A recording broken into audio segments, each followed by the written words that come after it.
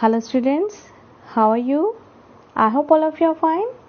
So well students, today we are going to discuss our poem number 5 from our Honeysuckle book. And the name of our poem is Where do all the teachers go? सारे teachers कहाँ जाते हैं? Very interesting title है ना? So let's discuss. For a little child, a teacher is special. It is difficult for a small child to think of his or her teacher as an ordinary person. You just consider, जब आप छोटे थे तो आपको क्या लगता था अपनी टीचर्स के बारे में? क्या फील करते थे आप सोचते थे ना, मेरी टीचर तो बेस्ट है, ही और शी इज स्पेशल.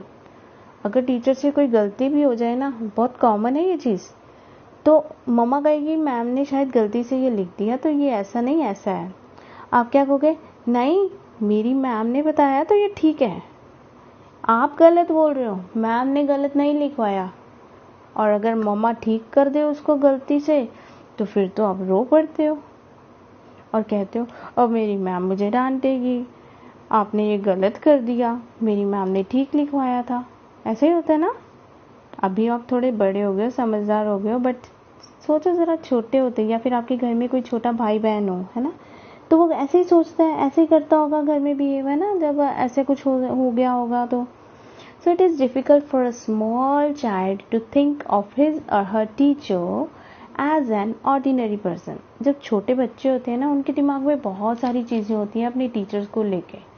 उनके लिए उनके टीचर्स जो होते हैं ना, सुपर वुमेन, सुपरमैन होते हैं, स्पेशल बीइंग्स होते हैं, ऑर्डिनरी पर्सन्स नहीं होते. उनके लिए एक स्पेशल पर्सन होते हैं, स्पेशल कैरेक्टर्स होते हैं उनके teachers.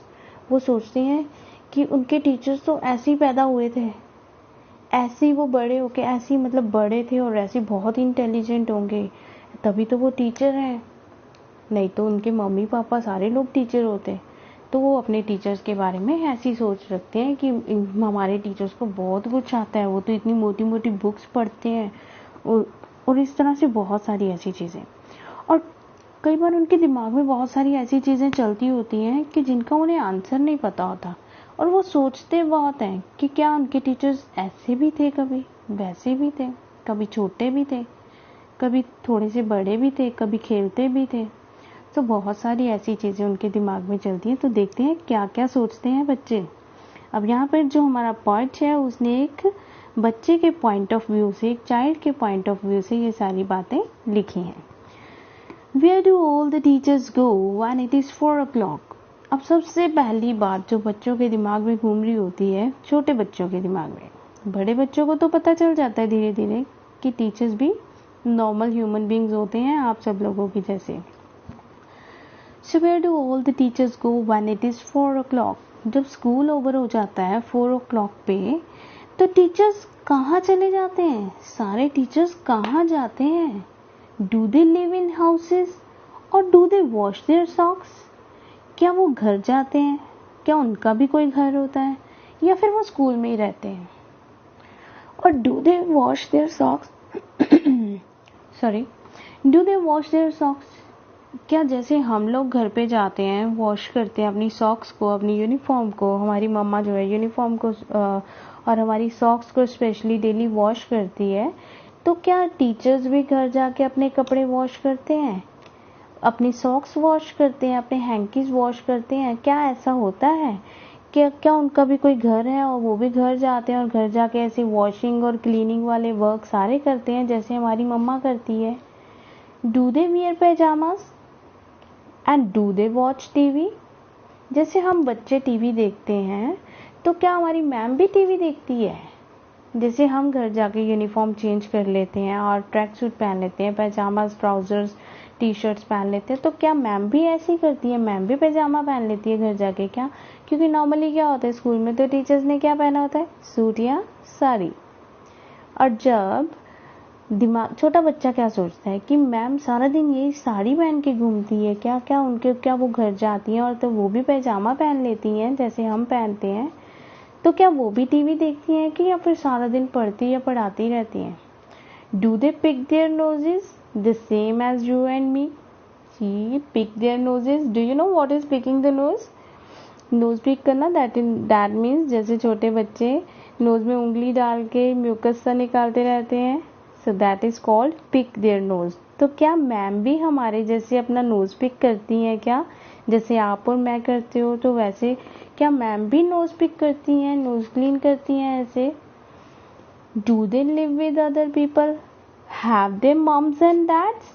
And were they ever children? And were they ever bad? अब बच्चे के दिमाग में 100 क्वेश्चंस हैं, 100 सवाल हैं। वो क्या कह रहा है? Do they live with other people? क्या वो भी बाकी लोगों के साथ रहती हैं? कि उसकी फैमिली में भी, टीचर की फैमिली में भी और लोग हैं, क्या वो भी अपनी मम्मी पापा के साथ रहते हैं जैसे हम लोग बच्चे जो हैं अपनी मम्मी पापा के साथ रहते हैं? तो क्या उनके घर में भी मम्मी पापा हैं? And were they ever children? और क्या वो भी कभी छोटे थे? क्या वो भी कभी बच्चे थे जैसे हम छोटे बच्चे हैं? तो क्या मैम सीधा मैम ही बन गई थी या कभी मैम छोटी बच्ची भी थी? And were they ever bad? और क्या कभी मैम लोग जो थे, जो टीचर्स हैं, क्या वो भी कभी बैड है, बैड या कोई जैसे बैड मिसचीव्स करते हैं, कोई गंदी बात करते हैं, गंदे काम करते हैं, लाइक गलती करते हैं? तो क्या मैम ने भी कभी कोई गलती की थी? जैसे हम लोग कई बार कई गलती कर देते हैं छोटे बच्चे और हमें डांट पड़ती है, तो क्या मैम भी कभी छोटी थी और मैम ने भी कभी कोई गलत काम किया था क्या? Did they ever never spell right? Did they ever make mistakes? Were they punished in the corner if they pinched the chocolate flakes? So अब और ये तो हो गया कि कहाँ रहती हैं मैम, क्या पहनती हैं, क्या देखती हैं, क्या उनके घर में और फैमिली मेम्बर्स हैं, क्या वो भी कभी गलत काम करती थी क्या, and so on these kind of things. अब आगे है did they ever never spell right. अब आता है स्टडीज की बात कि जैसे बच्चे जो होते हैं गलतियां करते हैं लिखते हुए, स्पेलिंग मिस्टेक्स करते हैं, छोटे बच्चे स्पेशली ज़्यादा मिस्टेक्स करते हैं ना, तो वो कहते हैं क्या मैम ने भी कभी मिस्टेक की होगी? Did they ever never spell right? क्या कभी ऐसा हुआ होगा, क्या कभी ऐसा भी था कि मैम भी गलत लिख दिया करती थी, मैम ने भी रॉन्ग स्पेलिंग लिखे थे कभी, या फिर कभी ऐसा नहीं हुआ कि मैम ने कभी गलत स्पेलिंग नहीं लिखे? नेवर स्पेल राइट कि गलत स्पेलिंग लिखे होंगे, या फिर कभी ऐसा होगा कि ठीक स्पेलिंग नहीं लिखे हैं। Did they ever make mistakes? क्या मैम भी मिस्टेक्स करती थी, या क्या टीचर्स की भी मिस्टेक्स होती थी जब वो लिखते थे छोटे होते हुए? वर they punished in the corner? और जैसे हम अगर मिस्टेक्स करते हैं, कोई गलत काम करते हैं, या फिर अब ये लाइन कंटिन्यूशन में है, देखना ध्यान से। Were they punished in the corner if they pinched the chocolate flakes? अब यहाँ पर क्या है, यहाँ खाने की बात आ गई है। अब खाने की बात कब होती है? कई बार क्या होता है, कई बच्चे करते हैं कि रिसेस से पहले ही उनको भूख लग जाती है और वो क्या करते हैं, अपना टिफ़िन खोलते हैं और थोड़ा सा पिंच काट के चपाती का खा लेते हैं। अब यहाँ पर चॉकलेट फ्लेक्स लिखा है, तो कई बार कई बच्चे चॉकलेट या चिप्स लेके आते हैं स्कूल में, तो उसमें से भी कट करके थोड़ा सा खा लेते हैं। चॉकलेट है ना, उनका दिल कर रहा होता है कि जल्दी से रिसेस हो फिर हम खाएं, बट रिसेस होने की वेट ही नहीं होती उनसे। रिसेस का टाइम अभी पास आने वाला होता है, तब भी उसके पहले ही वो खाना शुरू कर देते हैं, और चोरी चिपके से, मैम को पता ना चले। सो यहाँ पर पॉइंट कह रहा है were they punished in the corner if they pinched the chocolate flakes? क्या उनको भी पनिशमेंट मिलती थी जब वो चॉकलेट फ्लेक्स को पिंच कर लेते थे, अपनी जो चॉकलेट फ्लेक्स स्कूल में लाते थे उसको पिंच करके, मतलब रिसेस से पहले ही थोड़ा सा चुरा के खा लेते थे मैम से चोरी छिपके से? तो जब मैम को पता चल जाता था तो क्या मैम उनको भी पनिशमेंट देती थी, उन टीचर्स को भी पनिशमेंट मिलती थी क्या? Did they ever lose their hymn books? Him books क्या है, ये जैसे फॉरेन की पोम लिखी है, वो एक फॉरेन पोइट ने लिखी है, फॉरेनर्स ने लिखी है, यहाँ का इंडियन पोइट नहीं है जिसने ये लिखी है, तो उस हिसाब से उन्होंने वैसा ही लिखा है, इसीलिए चॉकलेट फ्लेक्स लिखा है कि वो टिफ़िन में उनके चॉकलेट फ्लेक्स जाते हैं, लेके जाते होंगे वो खुद जो पोइट है हमारे। और उसके बाद हिम बुक्स क्या होती हैं, जो धार्मिक किताबें होती हैं जिसमें प्रेयर लिखी होती है, तो अब हमारी यहाँ पे हिम बुक्स क्या होती हैं, हम जिसमें हमारी प्रेयर कहाँ लिखी होती है, हमारी डेली डायरी में, होमवर्क डायरी में, जिसमें हम होमवर्क नोट करते हैं, है ना। So did they ever lose their him book, क्या वो भी अपनी प्रेयर की बुक जो होती थी वो कभी लूज कर लेते थे, मतलब गुम हो जाती थी उनकी और उनको डांट पड़ती थी। Did they ever leave their greens, अब यहाँ ग्रीन्स क्या है, ग्रीन्स है vegetables, vegetables, greens means vegetables, क्या वो भी अपना वेजिटेबल्स जो है वो बीच में लंच बॉक्स में छोड़ देते थे चपाती फिनिश करने के बाद। बच्चों की हैबिट होती है ना, सब्जी नहीं पूरी खाते तो सिर्फ चपाती खा लेते हैं, तो क्या टीचर्स भी ऐसे ही करते थे, क्या कभी टीचर्स ने भी ऐसे किया कि वो भी अपनी वेजिटेबल्स छोड़ दिया करते थे। और did they scribble on the desktops, और क्या टीचर्स भी डेस्कटॉप पे जैसे हम डेस्क पे बैठते हैं, बच्चे लोग जो डेस्क पे बैठते हैं तो क्या करते हैं, पेंसिल से उस डेस्क के ऊपर स्क्रिबलिंग करते हैं, ऐसे जिगजैग जिगजैग क्रॉस क्रॉस, जैसे फ्री बैठे हैं तो पेंसिल से कट कट कट इधर वो करते रहते हैं, राइट करते हैं something right on the desk, और गंदा कर देते हैं डेस्क को पेंसिल के साथ, तो दैट इज कॉल्ड स्क्रिबलिंग।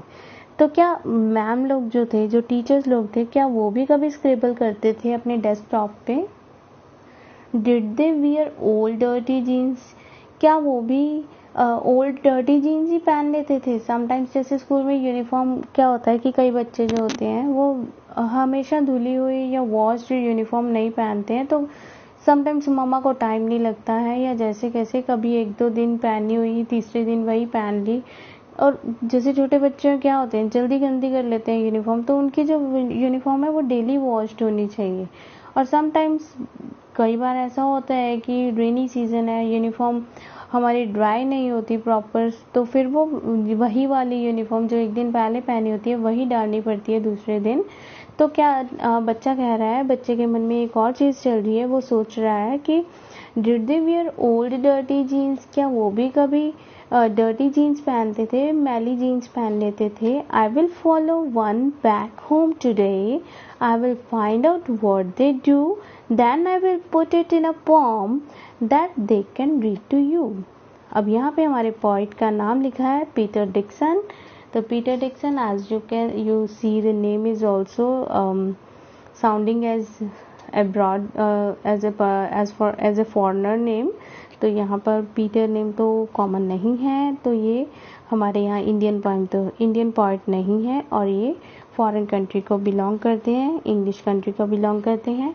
सो यहाँ पर ये लिख रहे हैं अभी हमारे लास्ट पैराग्राफ में, जो कि एक बच्चे के पॉइंट ऑफ व्यू से लिख रहे हैं इस पोम को। तो वो बच्चा क्या कहता है, जिस बच्चे के दिमाग में इतना कुछ चल रहा है अपनी टीचर्स को लेके, वो क्या कह रहा है कि एक दिन मैं अपनी टीचर को फॉलो करूँगा।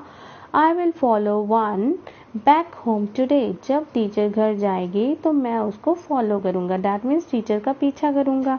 And I will find out what they do, और फिर फाइंड आउट करूँगा कि टीचर्स क्या करती हैं, वो मेरी मैम जो है वो क्या करती है घर जाके, क्या वो भी वॉशिंग और क्लीनिंग करती हैं हमारी मम्मा के जैसे, हमारे जैसे, या फिर वो भी पैजामाज पहन लेती हैं, अपनी ड्रेस चेंज कर लेती हैं, एंड सो ऑन, बहुत सारी चीज़ें जो है वो पॉइंट कह रहा है कि मैं टीचर को फॉलो करूँगा और नोटिस करूँगा हर चीज़ को। Then I will put it in a poem, फिर मैं एक पोम लिखूँगा जिसमें ये सारी बातें लिखूँगा कि टीचर्स क्या करते हैं, टीचर्स कहाँ जाते हैं आफ्टर द स्कूल, और वो क्या क्या एक्टिविटीज़ करते हैं, मैं सब एक पोम में लिखूँगा। And then that they can read to you, फिर उसके बाद क्या होगा, जब हम बड़े हो जाएंगे तो फिर वो टीचर हमारी वो पोम जो है वो हमें पढ़ाएगी और पढ़ाकर सुनाएगी, और हमें उस, जैसे अभी मैं आपको पोम पढ़ा रही हूँ है ना, तो सुना रही हूँ पोम को और उसको समझा रही हूँ, तो सेम वे जो पॉइंट कह रहा है कि मैं इस एक चाइल्ड के पॉइंट ऑफ व्यू से, कि वो बच्चा कह रहा है आगे से कि मैं एक मैम को फॉलो करूँगा, फिर देखूँगा कि मैम की क्या क्या एक्टिविटीज़ हैं और उन एक्टिविटीज़ को एक पोम के रूप में मैं लिख दूँगा, फिर वो हमारी टीचर जो है वो हमको बता सकेगी, सबको पढ़ा सकेगी, सबको बताएगी कि टीचर्स जो हैं घर जाकर क्या क्या एक्टिविटीज़ करते हैं। So this was our poem. I hope all of you have understood it well. Thank you. Have a nice day.